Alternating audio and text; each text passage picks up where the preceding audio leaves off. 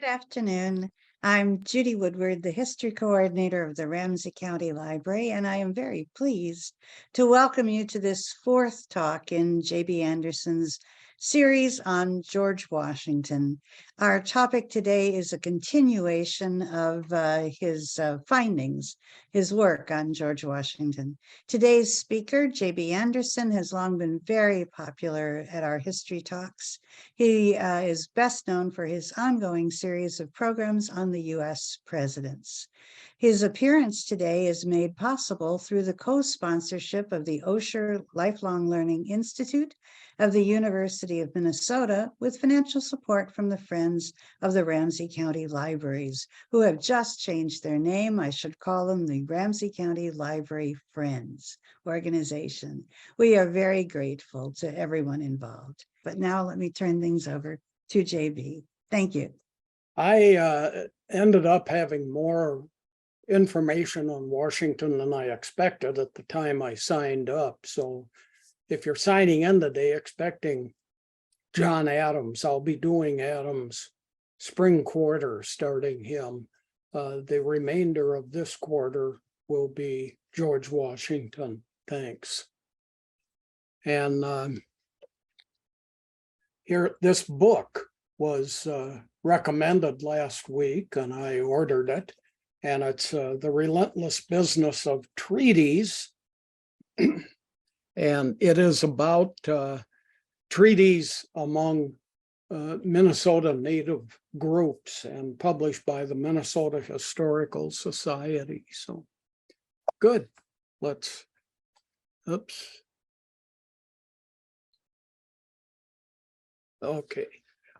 Last week, there was a question on Native American treaties, and that's something I needed to look up. So I got about 10 slides or so here on Native treaties. Total of 368 treaties were signed by the United States with Native Americans. This was over a 93-year period from 1778. You know, we'd been in the American Revolution for a couple of years by that time, and then up to 1871. That is about 4 treaties per year.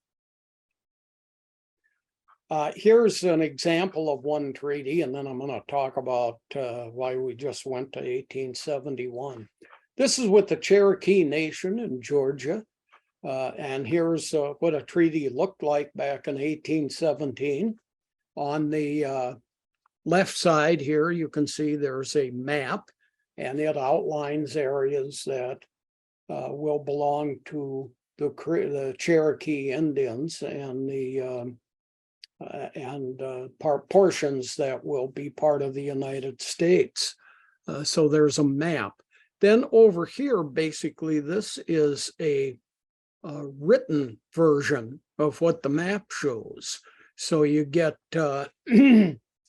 you get a list of what area and how many acres it is, for instance, and then again a written description. Down at the bottom here, you can see there's a map guide, and that's the scale, how many miles to an inch on the map. At any rate, that's how a treaty looked in 1817. Now, Congress stopped making these treaties in 1871. There was a lot of pressure from white citizens in the United States who were concerned about treatment of Native Americans, and also lots of objections from Native nations because these treaties were not working out very well. So after 1871, all of these treaties had been violated. So let me see. So, whoops, I'm hitting the wrong button. There we go. Indian reservations, I'm sorry. all 368 treaties had been violated to this day. And there were so many violations by 1871 that Congress said no more treaties. I remember when I was a kid in the 1950s, and it was the Joseph McCarthy movement. I remember hearing conversations regularly about how Russia had broken all 51 treaties with the United States. At least I'm remembering that the number was 51 treaties. Treaties declared the following. First of all, the Indian reservation that was set up would always belong to the tribal groups. Then there were payments that were being made to Native Americans for the loss of land. And there were also provisions. Now, these provisions would be things like farming equipment. You know, you get rakes, hoes, shovels, etc. And these provisions included food also. Said, you know, give the natives some time in the limited territory they had or in the territory they had moved to set up an agricultural economy. So all that stuff would be delivered in full and on time. And those were the treaty specifications. One of the most famous removals of Native Americans after a treaty was, we want you out of Georgia.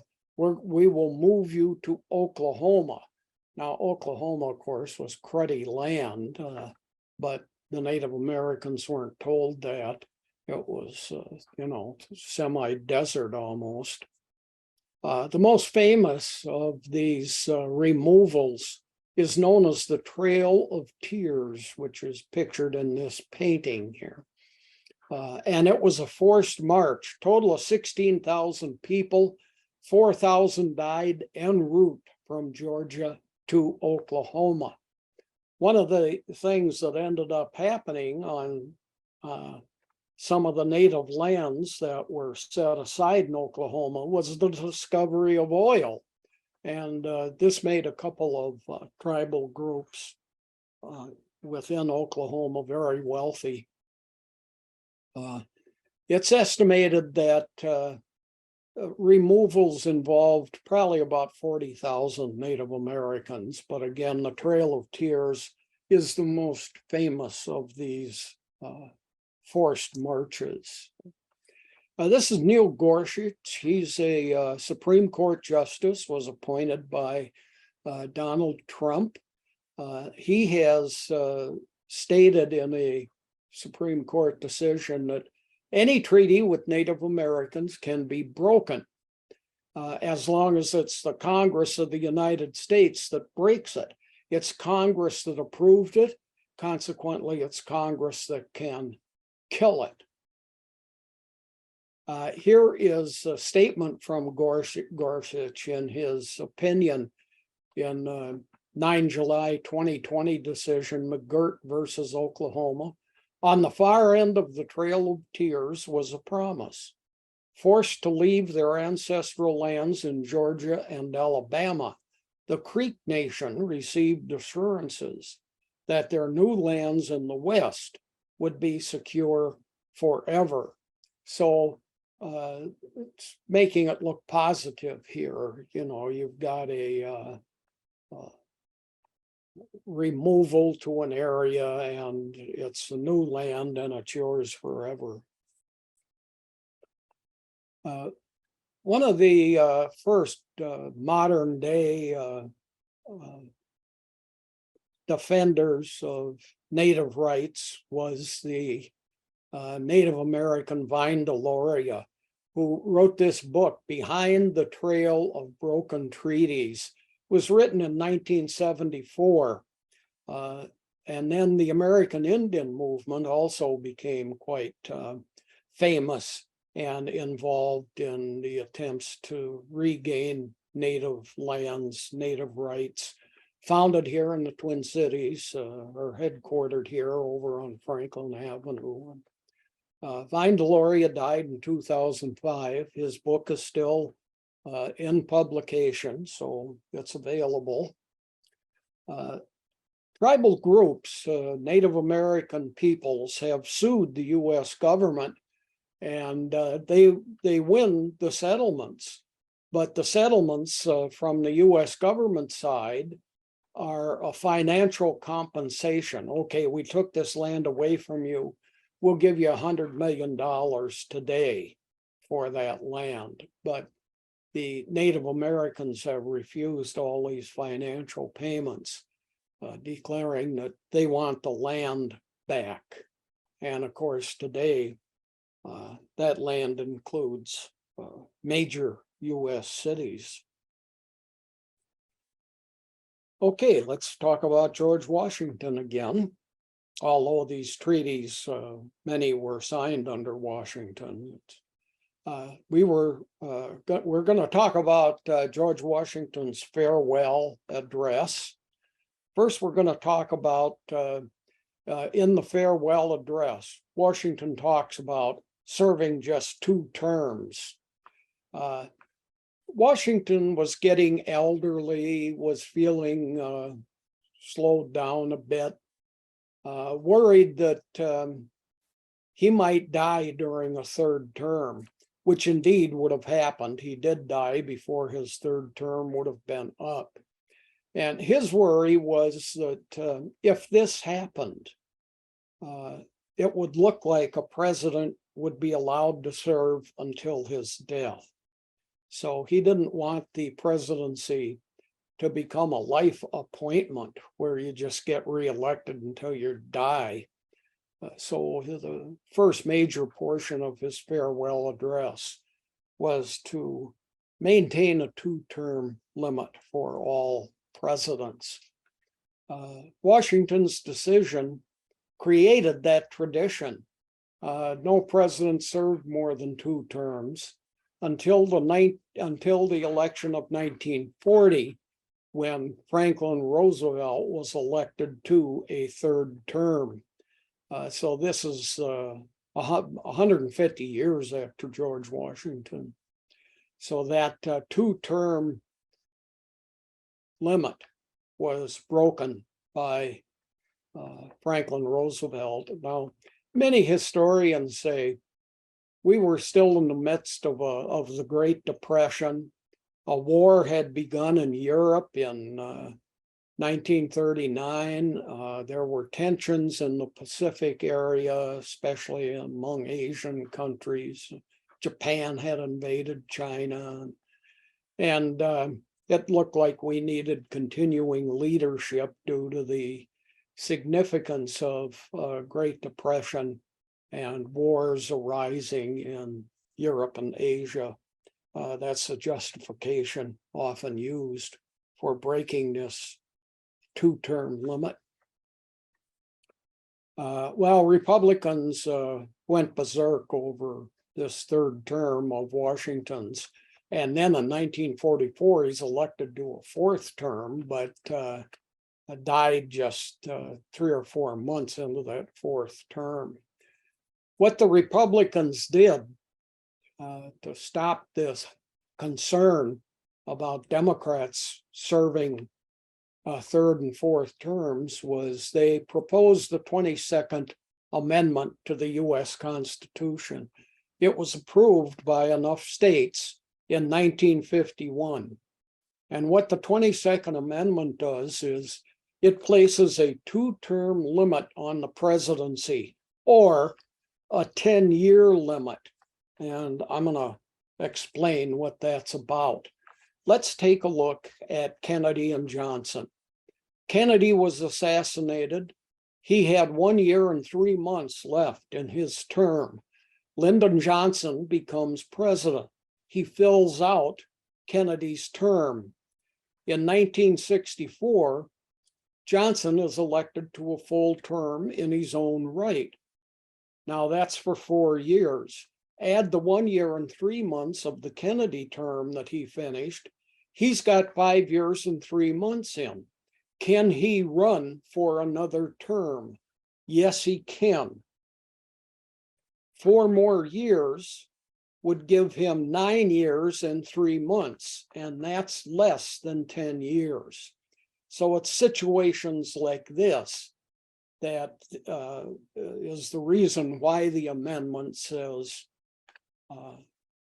2 terms or 10 years in case a president dies in office, resigns, is assassinated, removed in some way, then what can the new president do in terms of these time limits? Let's take a look at Richard Nixon and Gerald Ford. Nixon was elected in 1972. Huge controversy arose about the plumbers, which was a kind of a break-in thievery group that Nixon was attached to. And it created such a controversy for Nixon after it was discovered he broke into Democratic Party headquarters during the 72 election that it forced his resignation. So Ford served the last 2 years and 5 months of Nixon's second term. If elected to a full term, which he wasn't, but Ford ran again in 76, and he was beat by Jimmy Carter. But let's say he would have won that election. He'd have served a full term in his own right then. With the 2 years, 5 months of the Nixon administration and the 4 years in his own right, he would have had 6 years and 5 months in. In 1980, he could not have run for another 4-year term. That would have placed him over the 10-year limit. By the time he served that second full 4-year term, he would have had 10 years and 5 months in. So consequently, 22nd Amendment to the Constitution enforces what had been tradition established by George Washington to 2 terms, or in this case, also up to 10 years. In a sense, Republicans shot themselves in the foot with this 22nd Amendment. Eisenhower could have been president until his death. This is Eisenhower's burial place in Abilene, Kansas, where his library and museum are located. Could Washington have run for a 3rd term? Well, he was popular enough. Reagan could still be president, even though he's dead. He was immensely popular. This is Reagan's burial place in California at his museum and library. So Washington's 2-term limit, it's now established in law because of the 22nd Amendment to the Constitution. Another part of that amendment was a concern about the sitting president. That was Harry Truman. What if he wanted to run for a 3rd term? We're canceling him out. So this 22nd Amendment has a provision in it that it does not apply to the current sitting president. He can run for as many terms as he wishes. Well, he didn't. He stepped down in 52, announced he would not run again. Drawback to this, during that second term now that a president gets, he knows he can't run for a 3rd term. He doesn't need to maintain public support for the next election. This is a guy that could be on his own and really be doing things that are unpopular, but of no concern to himself because he can't run again. Of course, he's in check by his political party, who doesn't want such a thing done. 5 components to the farewell address. Let's take a look at them. We've discussed, the 2-term limit. Washington in the farewell address states, I'm going to retire. This is it. Find somebody else to run in 1800. I won't be doing it. So it's kind of reminded me of Woody Guthrie's song, So Long, Been Good to Know You. Number 2, let's preserve the system. We have a republic. We have a federal government. We should maintain these items where people get to vote, people are in charge, and there is a federal government that can overview the states. Third, Washington states that we should be very careful about regionalism.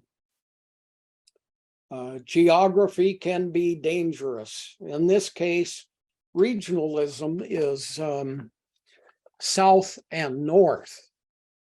Some people say there was an east and west too, that did develop later. Washington said we need to maintain a national identity, not go regional. A lot of people say that had the South won the Civil War, they may have gotten so separated from the remainder of the United States that the South would have developed quite different language, would have been English, but gotten to a point where it was not understandable to people in the North and West. And another worry that Washington stated in his farewell address is, with this geography causing problems, slave states versus free states, South versus North, etc., you might see the rise of political parties, and they would develop out of regions. So you'd have a slavery party and an anti-slavery party, one in the North, one in the South, South versus North. Now, add to all of this the fact that there's no radio, there's no TV, there's no telephones. Communication between states and between regions of the country in 1800 was very slow, very minimal.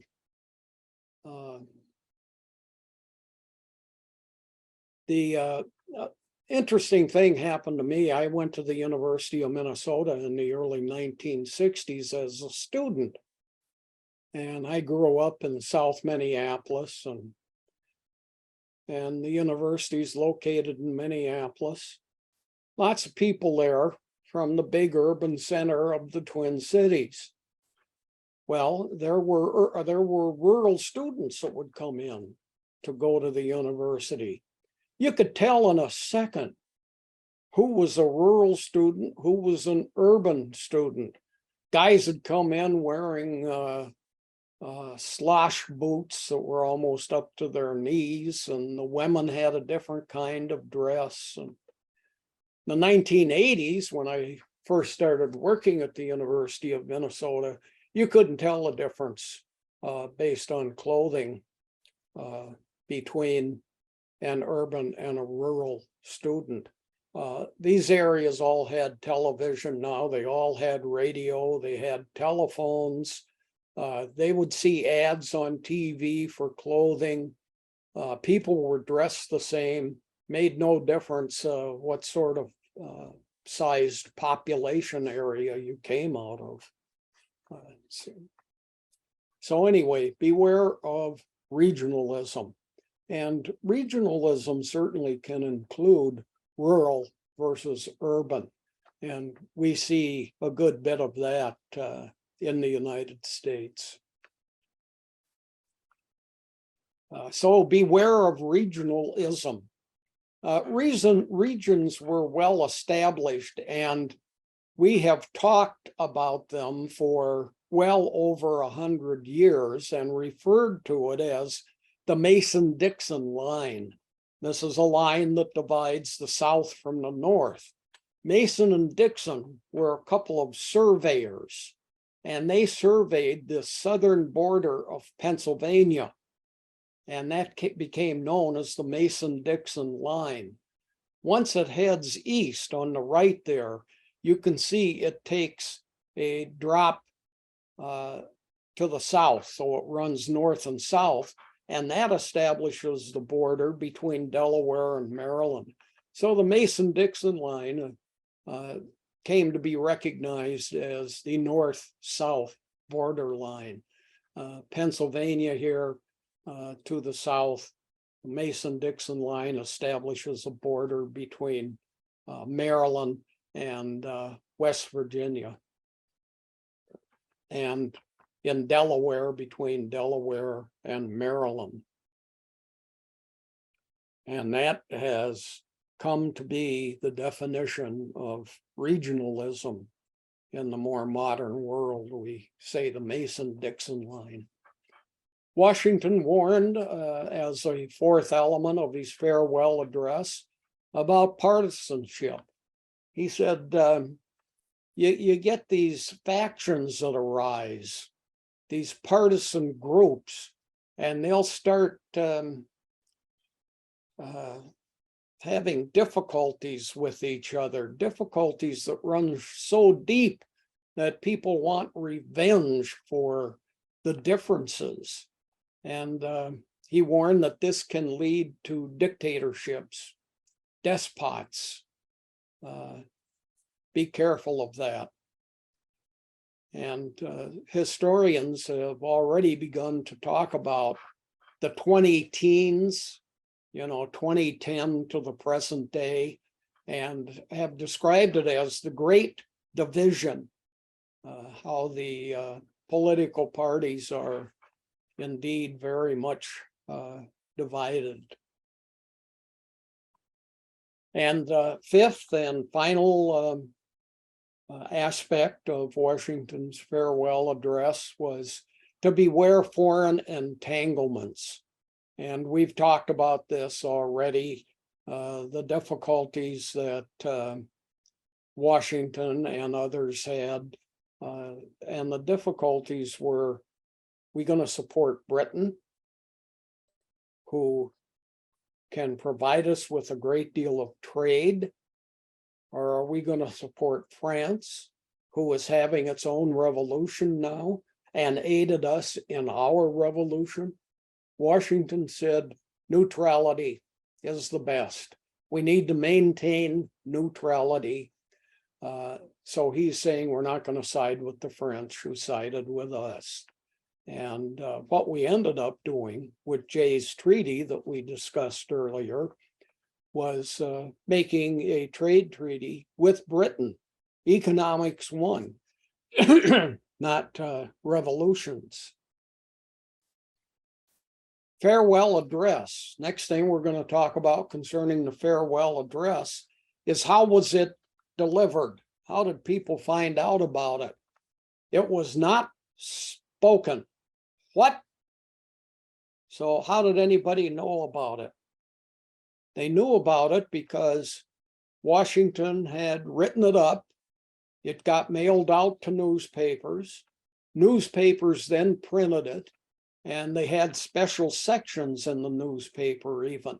Here is a section from a newspaper of the time about the address of General Washington to the people of America. And this is the farewell address then published. Many people couldn't read. Frequently they'd come into town. There'd be a post area in town, literally a post, where the newspaper would be tacked up. And people who couldn't read would stand there, and a person who could read would read the newspaper out loud to them. So this was spread through print, through newspapers, and then through the verbal expression of the newspapers and to people who could not read. This farewell address was delivered just 2 months before the 1800 election. So we didn't know Washington wasn't going to run, basically, till 2 months before the 1800 election. Today, 2023, I wrote this last year, that would have been public 1 or 2 years before the election. We've already had Donald Trump announce that he's running. People are guessing on the national all-day news shows, will Biden announce? When will he announce? It's probably going to be pretty soon. Other people are already being discussed as who will run for the Republican nomination, etc. Here's an interesting remark from Khalil Gibran, who's a Muslim Arab philosopher. We choose our joys and sorrows long before we experience them. So Washington was on the short end here. Generally, people have been on the longer end, letting the nation know 1 to 2 years in advance. Well, Washington and John Adams spoke the State of the Union address. Jefferson did not. Now, the question is why? Jefferson had a stutter. He did not speak in public. It was a very noticeable stutter. Jefferson said, I'm not going to verbally present the State of the Union, an inaugural address, etc., a goodbye address, farewell address. I'm not going to speak those things. So he would simply issue documents. It was over 100 years, like 113 years later in 1913, when Woodrow Wilson was able to do an inaugural address. He said, I'm going to speak it publicly, verbally. And he delivered the State of the Union addresses that way also. So it's just 108 years ago that we restarted the verbal presentation of inaugural and State of the Union addresses. And here we are the day after such an address. They used to last 20 minutes. They now last an hour. I watched it last night. It was 4 hours long by the time you heard people talking about what might be said, and then the actual event, which involved 15 minutes of walking in and 20 minutes of walking out, and then the analysis afterwards, and we get a full-blown explanation. We get to see it actually happen, etc. When Wilson started speaking this again, movies were in their infancy. There was no radio yet, not for another 12 to 15 years roughly. Farewell address received some criticism. Let's take a look. This is James Madison. Madison aided Washington in the writing of this farewell address. And he was made angry about the content of it because much of what he suggested to Washington was not placed in there. And his criticism, Madison's criticism, was there was too strong a British element. Washington ended up showing that he was more interested in trade than in supporting our true allies. He should have supported the French.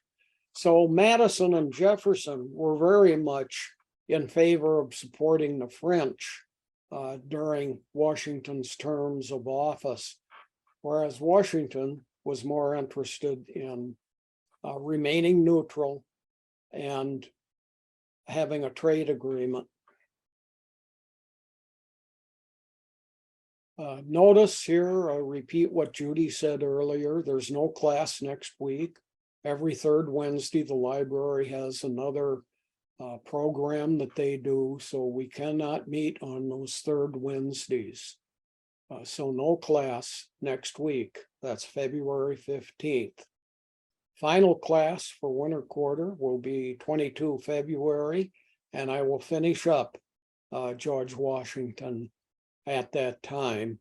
And then spring quarter will do John Adams. Thanks. Hope to see you spring quarter. Here's a painting of John Adams that is seldom seen because it was done very late in his life. He lived to be 90 years and 8 months. So here's a much more elderly portrait of John Adams. Washington's most trusted ally. Who was his big pal? This is the man, Henry Knox. I always have called him Henry the Porker because he was a large person about the waist. Henry Knox was a founding father. He became a major general during the American Revolution. Once we had won that revolution and we were solidly under the Articles of Confederation, we had not yet written a constitution or gotten it adopted. During that period of the Articles of Confederation, he was the head of the U.S. Army. Then in 1789, the Constitution was adopted by enough states, and we had an election that year. Washington was elected president, and he named Knox as the first United States Secretary of War.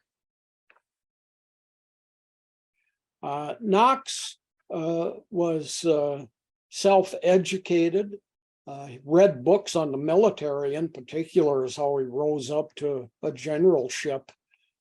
He had such great knowledge of it without it being through an institution. It was through his own reading.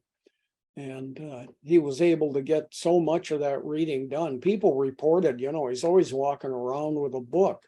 Well, he owned a bookstore. It was in Boston. It was called the London Bookstore, and it was in a district in Boston called Cornhill. And here's a little ad for it.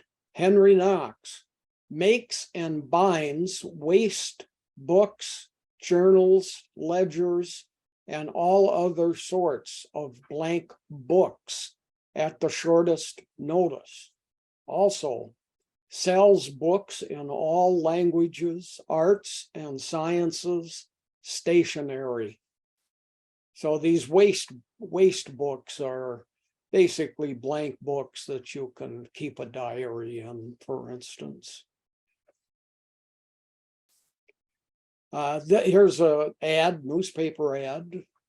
This day is opened a new London bookstore by Henry Knox, opposite Williams Court in Cornhill, Boston, who hath just imported in the last ships from London a large and very elegant assortment of the most modern books in all branches of literature, arts, and sciences, catalogs of which will be published, and cheap as they can be bought at this place, among which are the following: the Bible in 5 volumes, sacraments, prayer, New Testament only, etc., Poor Man's Help journal, so on. So Henry Knox was real big on books, and that was his livelihood also. He advertised in the Massachusetts Gazette. Take a look at this, Massachusetts, M-A, looks like F-F, and then A-C-H-U-F. Why the F instead of an S? Notice the arrow at the bottom there. Tuesday has that F. It's actually not an F. It's an the uppercase S was used in the Greek city-states. It was used in the Roman Empire, and by about and so was a lowercase s. But by about the 1100s, in the Middle Ages, printing things, everything was printed by hand then. So people would stylize different letters. And the small case S got stylized into these elongated F-looking items. But you can also see it is an S. It's just got a long and straight downward line there between the two curves.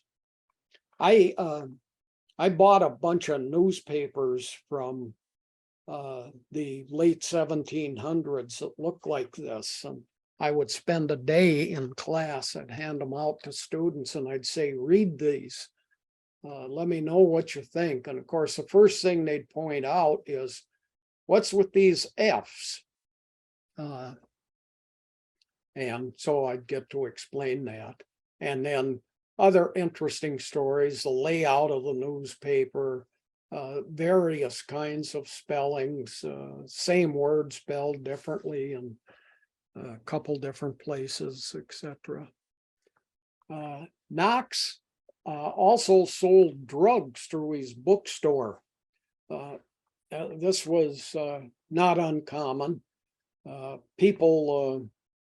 People could buy, there was no Food and Drug Administration yet.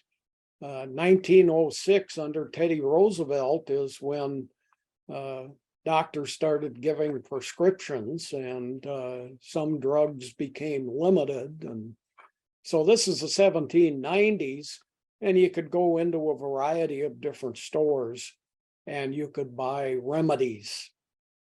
Here's some things Knox sold.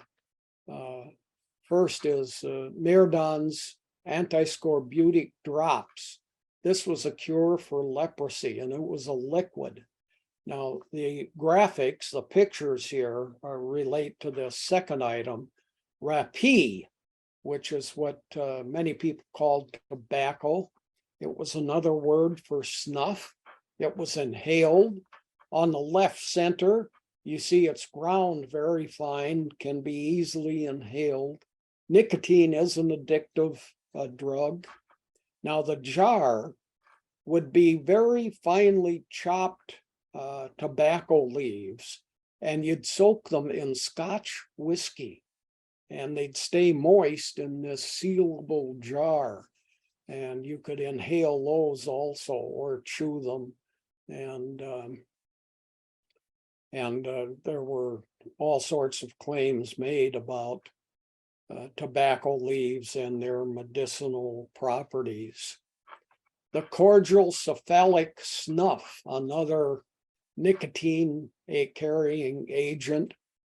Disorders of the head can be cured by taking this snuff, chewing it or inhaling it. Mad dog bite pills were sold by Henry Knox. We have no idea today what the ingredients were, but if a dog bit you, you would take one of these pills that would keep you from getting rabies or keep you from having some other disease that the dog might carry.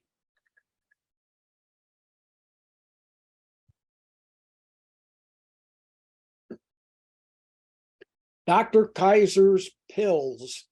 This was a second agent for head ailments. Cures disorders of the head.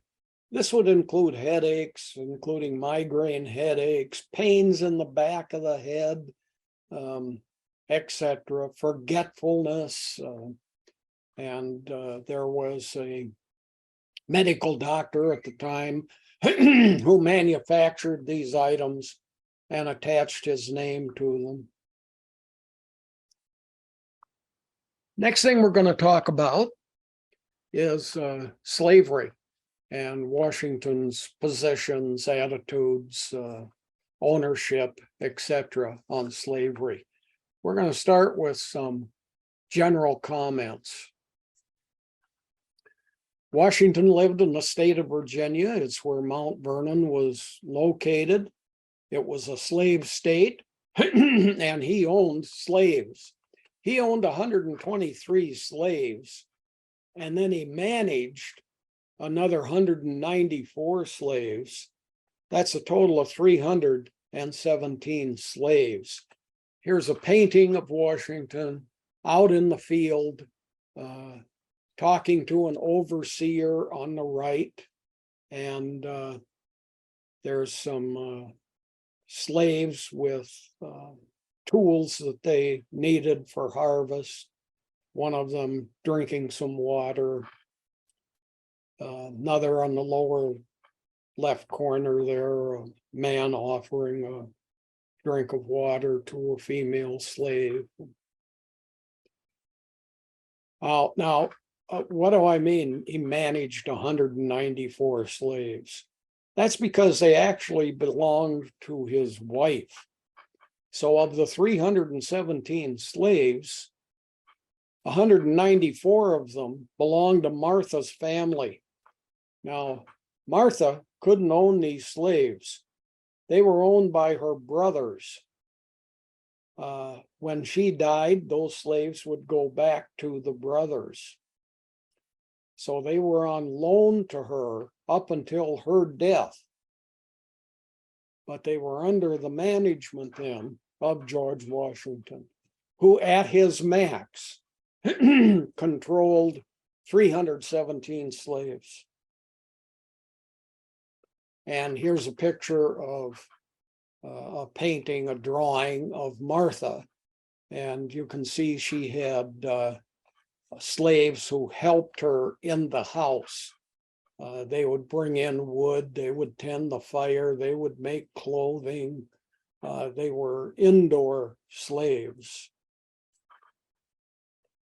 Now, Washington inherited some of these slaves that he had. He purchased 71 slaves. We have records of that. When he married, 84 came with Martha. Now they got to 317 because the slaves, the slave women, were giving birth to additional slaves. So your slave population would grow. Washington never deplored slavery. He was a supporter of it. In his writings, letters, he would frequently refer to slaves as species of property.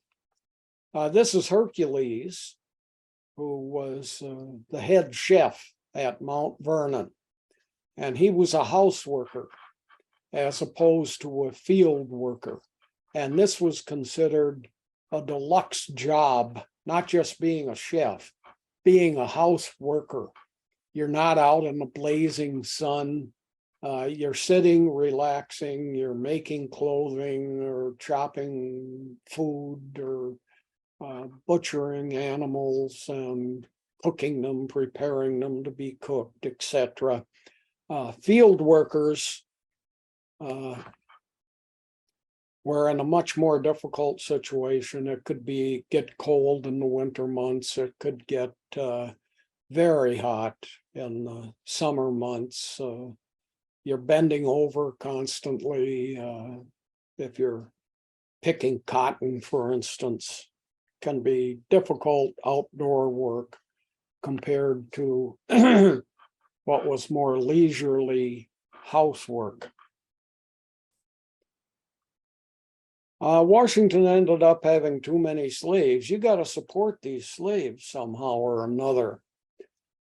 He began to question slavery, and in his writings, he wasn't talking about this is immoral, it's a horrible thing to do to people. He was talking about the cost of it. I went to New Orleans once. It was back in the mid 1980s. And my wife and I took a plane to New Orleans. We stayed, I think it might have been a week in the French Quarter, walked around in the French Quarter the whole time. At Jackson Square one day, there was a huge setup of tables and lots of artists there, and you could buy artwork. And I bought a piece of artwork by a guy there and got to talking to him. And he said, well, you folks sound kind of interesting. He said, want to see my house? It's just a couple blocks away. And we said, sure. So he yells at the guy at the next table, hey, watch my stuff. I'm taking these people to my house. So he walked us over to his, it was more like a townhouse and 2 or 3 stories. And we went in there and I'm looking out the back window, and out in his patio area, looks like about a 4-room motel. And it's open. There's no door. There's no window in it. There's an opening for those things. I said, what the heck is this? And he said, that was slave quarters.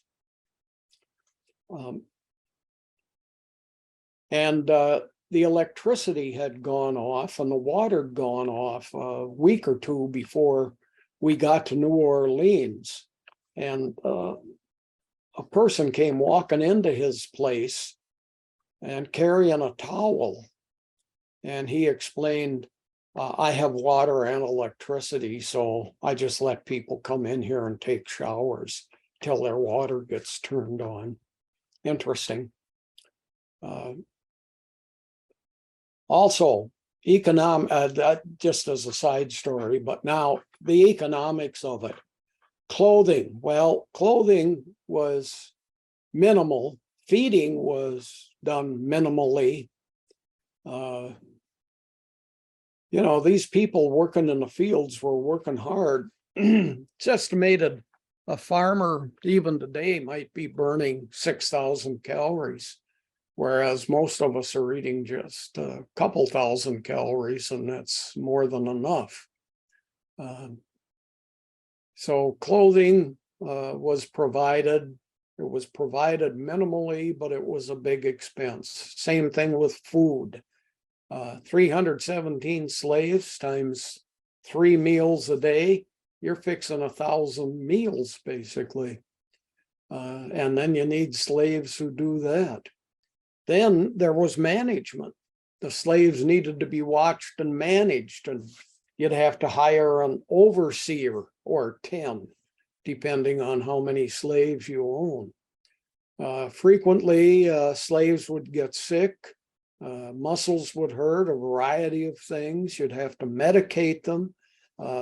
You'd have to have a doctor nearby, and that could cost you money. So the economics of slavery became difficult for many slave owners. So Washington, with his 317 slaves, he has more slaves than he could use. What's he going to do about it? The remaining years of his life after his presidency, he didn't make any money.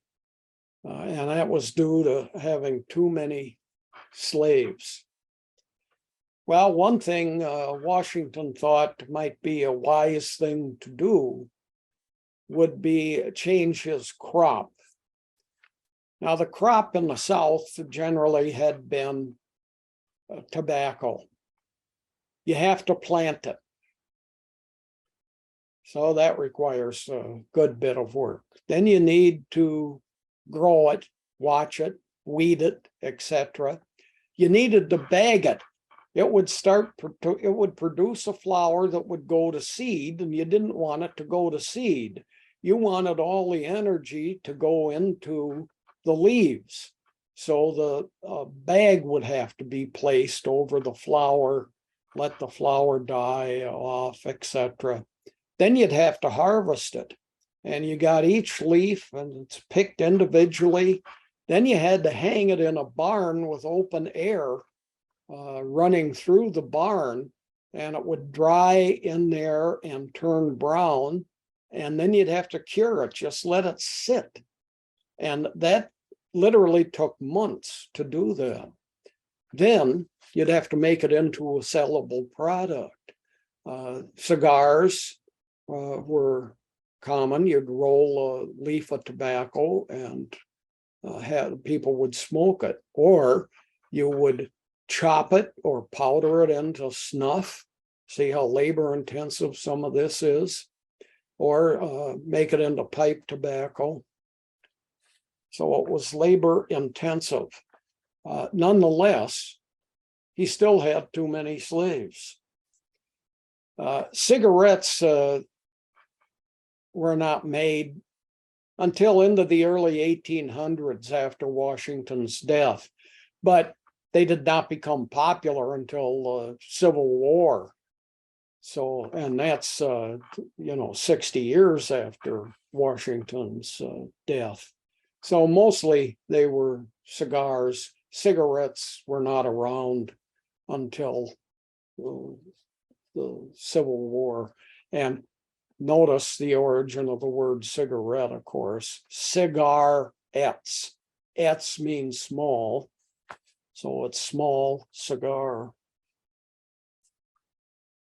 Well, he switched to corn. Now, corn's no good. It's going to rot, etc. But what you do is you ferment it, make it into whiskey.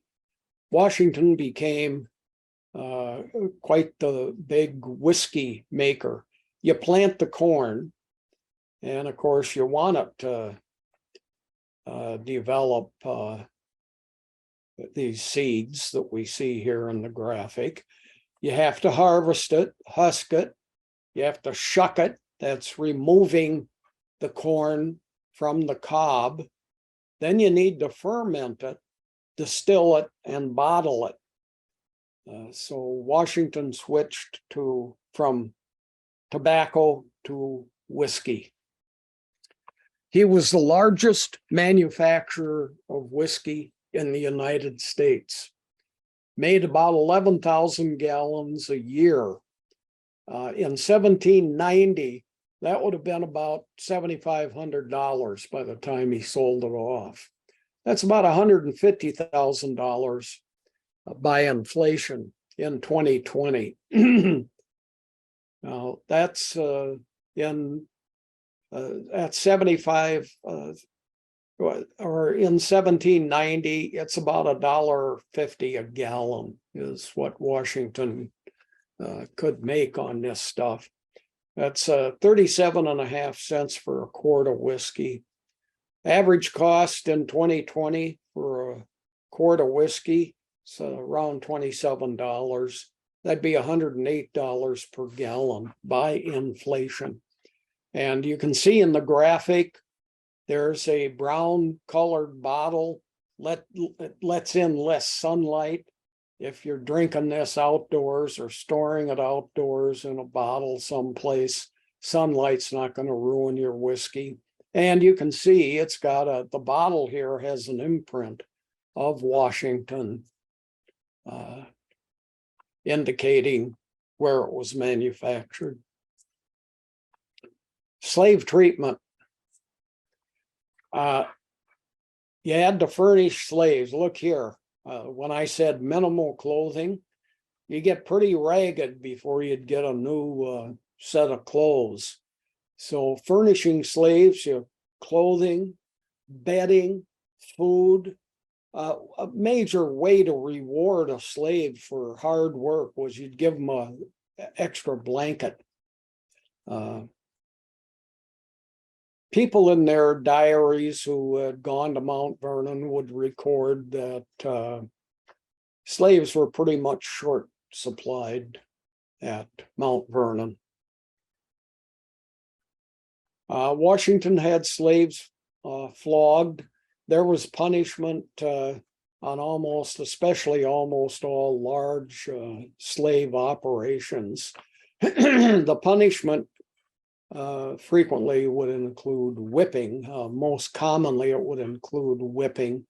You could be tied to a post, or as in the upper graphic here, stakes in the ground, and then you're tied to the stakes and whipped in a prone position. And there's the bottom image is a whip, and you can see it's not made out of leather. It could be, but this one is made out of rope.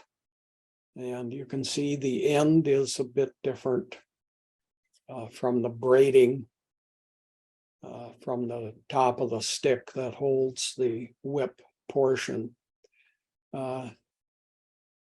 Generally, Washington stated he was opposed to physical punishment, but both males and females were punished physically in slavery, both at Mount Vernon and other plantations throughout the South.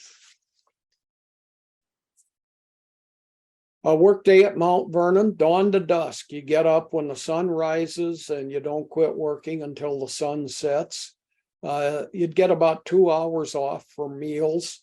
Frequently, there would be a break in the afternoon when it was hottest, and slaves were allowed to go sit in a wooded area for some shade and just sit, do nothing, cool down. 6 negatives about Mount Vernon that we'll talk about next. There was lots of information provided about insufficient work. So we have lots of written evidence about warnings being given out, not physical punishment, but verbal kind of brutality. People being taken aside, spoken to very harshly. Better work is required. Frequently, people, you're not working hard enough, etc. House slaves, if it came to look like they didn't have enough to do, or they weren't doing enough, or they were damaging something, they'd be sent back to the field, and that was punishment. So if they were not performing well, they could lose their job as a house slave, which was a desired position. And again, corporal punishment. We've talked about whippings. Sometimes beatings occurred. Frequently, it could be with a rifle butt. It could be with a stick. Generally, overseers in the field carried sticks, not whips. And whippings were done with a crowd of slaves around. They wanted people to witness it, and so that it would apply to the group as a whole. You might be separated some way. We're no longer going to allow you to live with your wife and children. You'd be sent to a different part of the plantation. Plantation might be 1,000 acres, which means you could be, forced to live like a mile away from your friends and family, and you're not to come into that area, etc. Or separation could be even worse. You could be sold to another owner and permanently separated from your friends, your family, your wife, your children, so on, sold off to another plantation. So some of this is psychological punishment. It's not physical. Mount Vernon positive.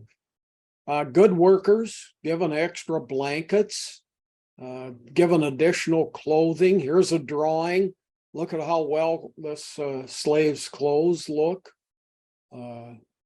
Positive comments about the quality of work that's being done. So generally, you might even be given better food, but generally it was blankets, clothing, and pats on the back, etc. Here's a doctor in this image examining a slave, checking for eye diseases. That was a very common thing to check for. Even at Ellis Island, which opened in 1892 and closed in 1956, immigrants coming in from Europe, checks for eye diseases were done. Note the doctor in his left arm there in the center. He's holding a cigar. Washington, slave ownership.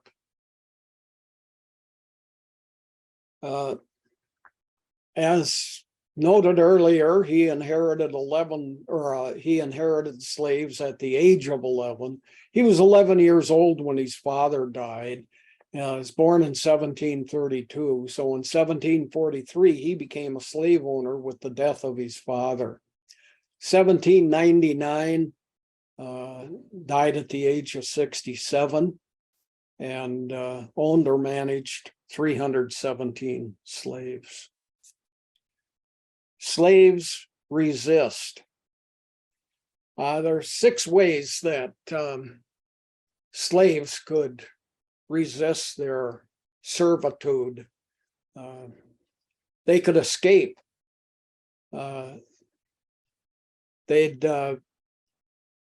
This could be dangerous. You're escaping on foot. You've got to try to find food to eat.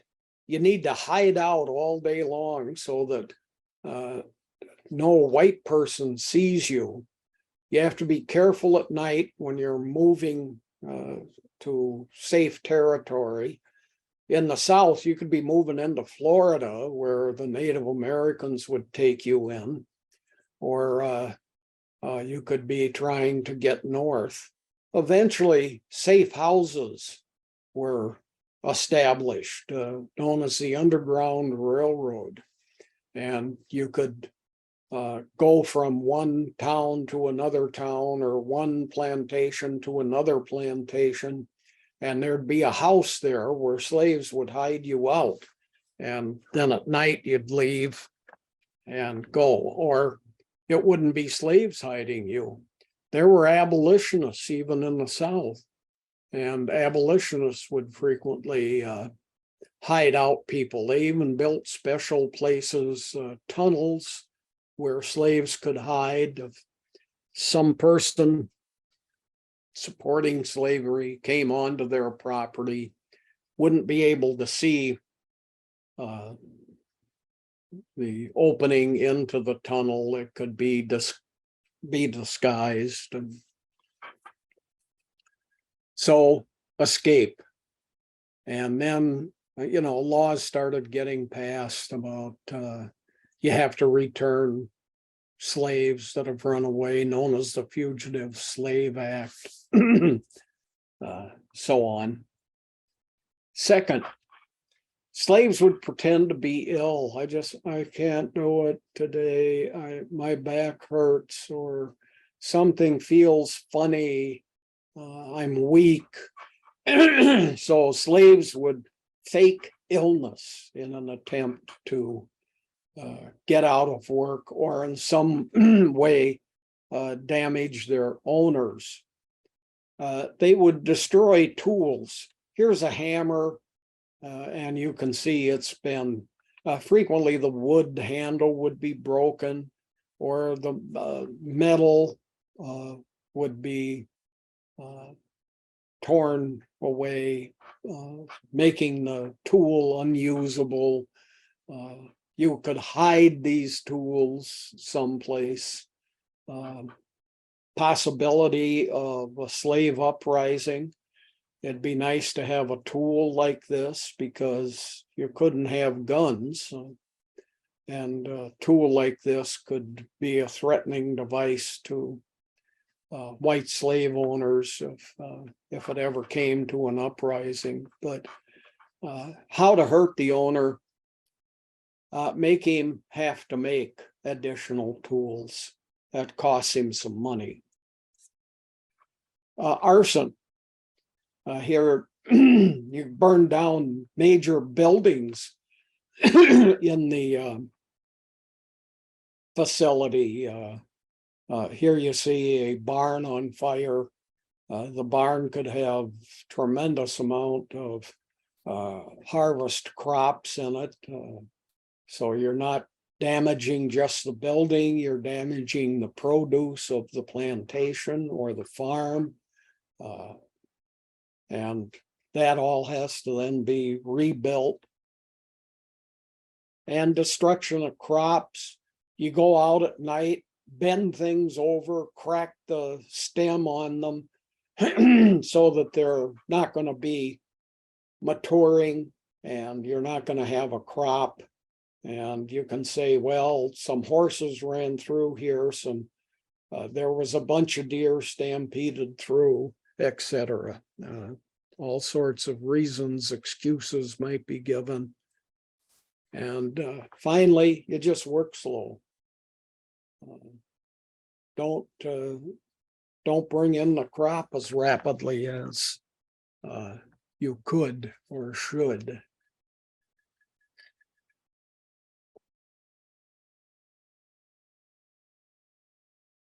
Slavery Abolition Act.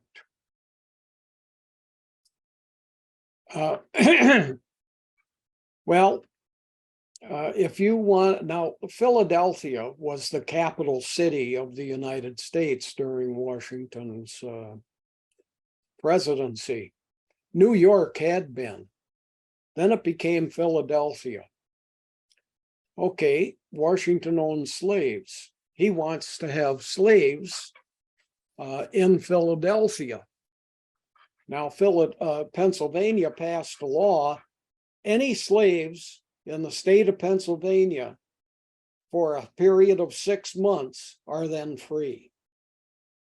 So Washington would have to bring in a few slaves to help around the house there when he was president, and Philadelphia was the capital. And then after 4 or 5 months, he'd send them back to Mount Vernon, and another dozen slaves would be sent up. So being very careful not to have a slave in Pennsylvania for more than 6 months. One Judge, she was a slave of Martha Washington's, tended to Martha Washington. There's a book about her called Never Caught. She escaped the Washington household, but she stayed in Philadelphia, and she was found and talked to about returning to the Washington residence in Philadelphia, but she refused to return. Washington's chef, Hercules, we talked about earlier, he escaped, was never found, never heard about again. And again, here, One Judge, several books written about this woman. She's become quite the figure in escaping slavery.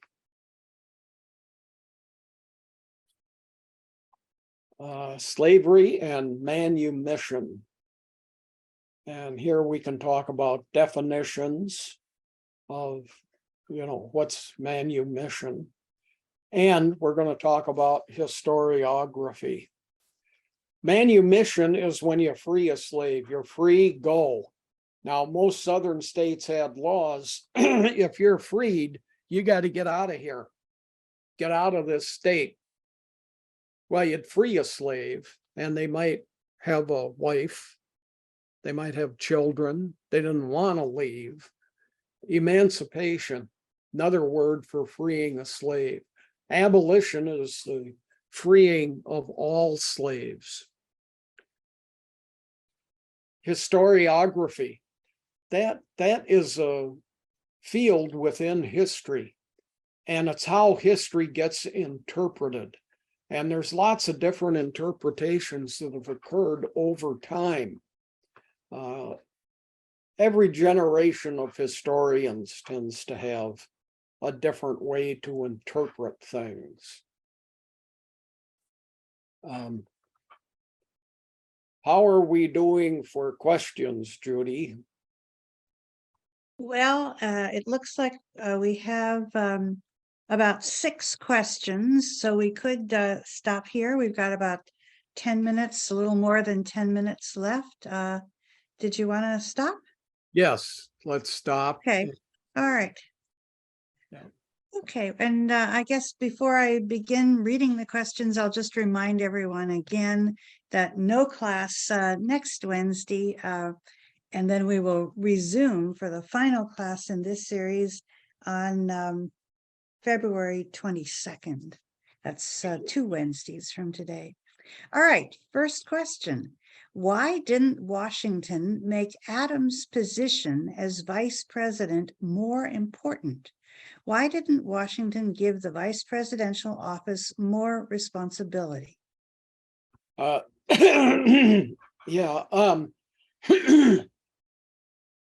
Well, it was the vice presidency, and I think Washington felt this way about it too, was it's a place to put somebody that you don't want to have in an important position. And that's what the vice presidency was. It was a place to get rid of a party person who you didn't like. And Adams was a very strong Federalist. Now, I think Washington had had Federalist tendencies too. But if he brings in Adams as a valuable part of his administration, and Adams is outspoken about federalism, that can look very bad for Washington. Might place lots of people against Washington. I think that's probably how it started. And then it became this place where we're going to put the horribles of our party. So in 1900, McKinley runs for president, and nobody likes the loudmouth creep Teddy Roosevelt. So they make him vice president. And that way he's not in Congress. He's not a governor someplace. He's not somebody causing a lot of trouble. You can shut him up. The unfortunate thing that happened was in the first year of his second term, McKinley is shot and killed. He's assassinated. The major leader of the Republican Party said, "Now that damn cowboy is president," about Teddy Roosevelt.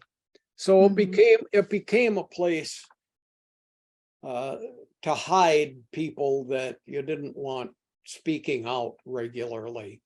And that ended in our lifetimes. And Walter Mondale of Minnesota was largely responsible for it. When Mondale was asked to be vice president, he said, "Yes, but you got to let me do something of significance. I get to meet with you every day, etc." And today, vice presidents now are, they sit in on cabinet meetings. Adams wasn't allowed to do that. Never invited to the cabinet meetings even. So the vice presidency is something that has gained power, prestige, and has become a person that we're aware of much more so than in the past history of our country. All right, next question. When and why did we stop capitalizing the word president when referring to the president of the United States? Did we stop capitalizing it? Well, that's interesting because if I don't mention a name with the word president, I don't capitalize it. However, it is the title of a job or a position. Should we be capitalizing plumber? And yeah, this, in this particular age, we've shortened lots of stuff. One of the criticisms of Sarah Huckabee Sanders and her response to Biden's State of the Union speech last night was she was talking about CRT and never defined what the term meant. Should we capitalize things? Should we abbreviate them? Oh, it's just LOL. Lots of laughs. This has come about as a result of computers, and you have to type in stuff in Facebook or on an email, and you want it to go faster. So we've abbreviated things, and you can look up these abbreviated email phrases, and it's a tremendous list of stuff. But I've gotten to a point where I really don't know what to do, like on the slides or the texts that I write. I have like 130 pages of text on Washington, and I make my slides from that. I write the text up myself, and things are changed. Any language change. Yeah. While you have been talking, I just have done a really quick little survey on, on my cell phone, basically.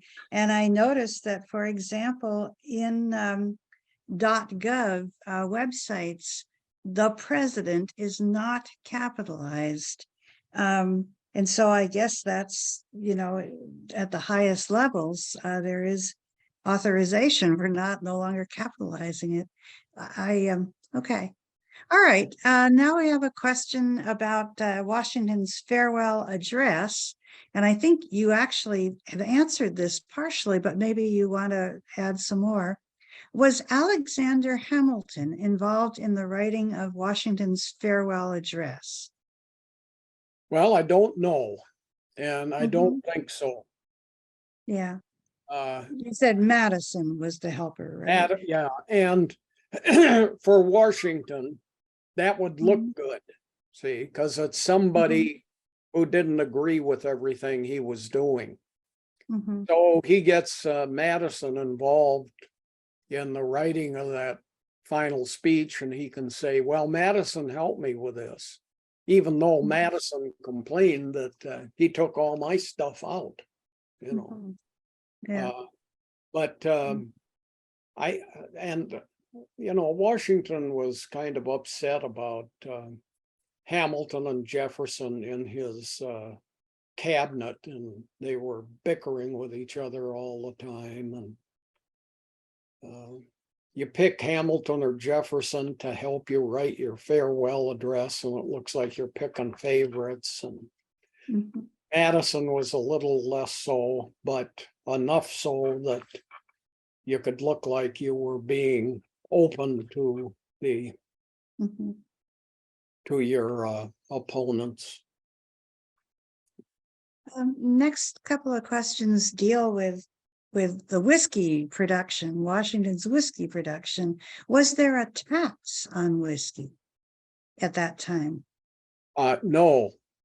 And however, Washington wasn't the only person making whiskey.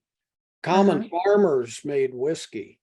It was very difficult to keep corn. Corn, you had to dry it and make it really dry or it would rot. And they didn't have dryers. Dryers weren't invented until like the 1960s. And the same thing with grain elevators, where they'd store it but keep stirring it all the time. And grain elevators weren't invented till the 1840s. And so even little farmers would make 100 gallons of whiskey maybe now. Didn't you say? Oh, I'm sorry. Go ahead. The whiskey rebellion that took place was everybody's making whiskey with their corn. So the federal government said, we're going to tax whiskey. Farmers rose up against it, and the rebellion was put down. Now, lots of people say that was the true American Revolution. The American Revolution basically was a war between the upper classes of the United States and the upper classes of Britain over who would control the economy in the colonies. And so it was two upper classes fighting each other, and they got support from the lower classes. However, the whiskey rebellion was the lower classes rebelling against the upper classes who charged them a tax. That's a rebellion. And that's what it was rightfully called. And that whiskey rebellion was the true American Revolution. And they were tarring and feathering tax collectors who were sent into the areas of the rural areas and in order to collect this stuff. So, so yeah. Anyway, done. Okay. All right, done. This question occurred to me too. You talked about General Henry Knox. Was Fort Knox named after him? Did he give his name to Fort Knox? That I don't know. He was Secretary of War. He wasn't Secretary of the Treasury, but yeah, okay. Well, that's something maybe we can look up for next time. Okay. How did the federal government get funded in the beginning? Did the government sell land or tax land? What was the funding mechanism? Henry Knox, that Fort Knox is named for him. I just looked it up. Oh, okay, good. Now, how did the federal government get money? Import taxes. So we would do all this trading with England. England would bring in 3 boatloads of tea, and we'd say that's $1,000 or that's $100. So it was imports. Now you could not directly, the Constitution opposed direct taxation of people. So that eliminated the income tax. An amendment to the Constitution started the income tax. Now, there were excise taxes that the federal government could collect on internal products, for instance. I remember during the Vietnam War, a tax was placed on a variety of things, including men's shaving cream. So you pay an extra 10 cents. And that was an excise tax, went to the federal government and to support the war in Vietnam, even though we had an income tax at that time. So there are sales taxes, and when all of these started and so on, I'm not certain, but and I'm afraid we're not going to get to that today because we are out of time. Maybe we can have a special session on taxation in a future session. But for today, we're going to have to wrap things up. I apologize to those of you in the audience whose questions I didn't get to. Maybe we can answer some of them next time when we do our final session on February 22nd on the career and life of George Washington. But until then, I want to thank J.B. Andersen, our speaker, very much. And I'll say goodbye to all of you. Remember, no class next week. We'll see you in 2 weeks. Thank you very much.